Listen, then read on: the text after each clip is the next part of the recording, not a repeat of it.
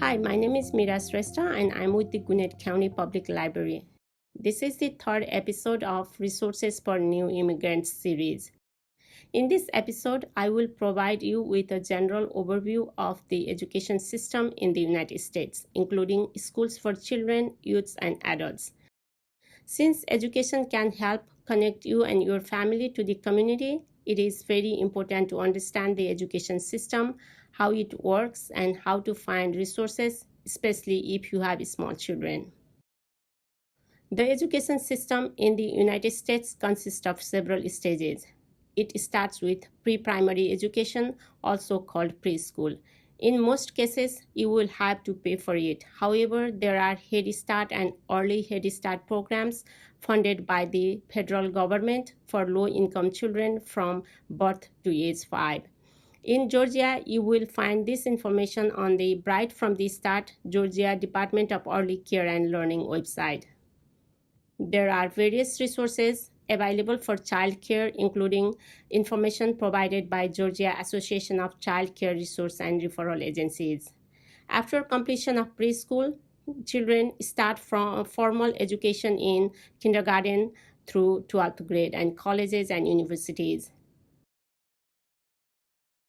The kindergarten to 12 education system is also broken down into 3 stages: elementary school from grades K to 5, middle school or junior high school from grades 6 to 8, and high school from grades 9 to 12.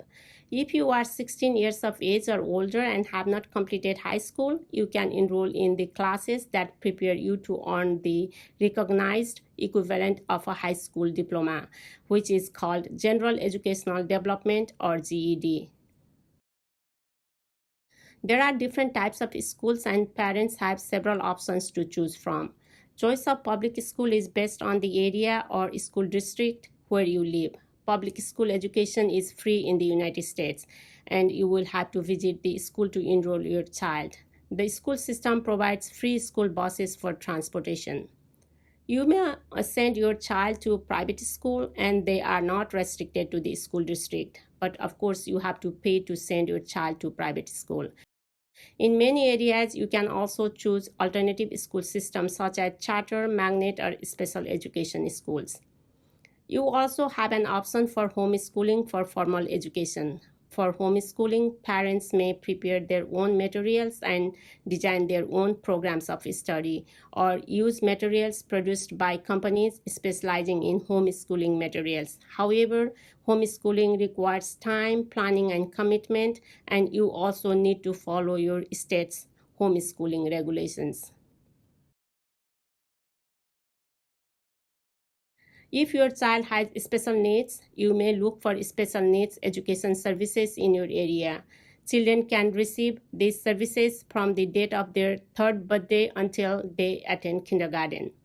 The services are provided to the children who are identified with special needs, such as developmental delays, autism, attention or behavior problems, speech or language difficulties, hearing or vision impairments, physical or medical disabilities, or intellectual disabilities. Eligibility for these services is determined by the team of specialists and input from parents. If the child is eligible for the service, then they create an individualized education program called IEP to address the child's need. Special needs services may continue to grade schools. The school system re-evaluates if the child is eligible for the special needs services before they enter grade school.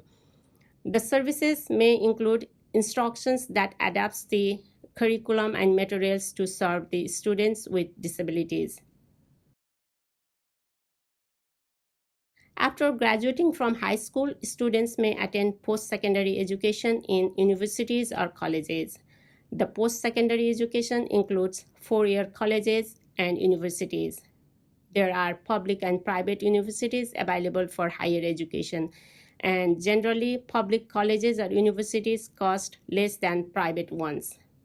Other options for higher education include community colleges and technical or vocational colleges. They award associate degrees, diplomas, or professional certificates. They offer certificates and other short-term programs on specific vocation or technology. Here are some references with links to the websites.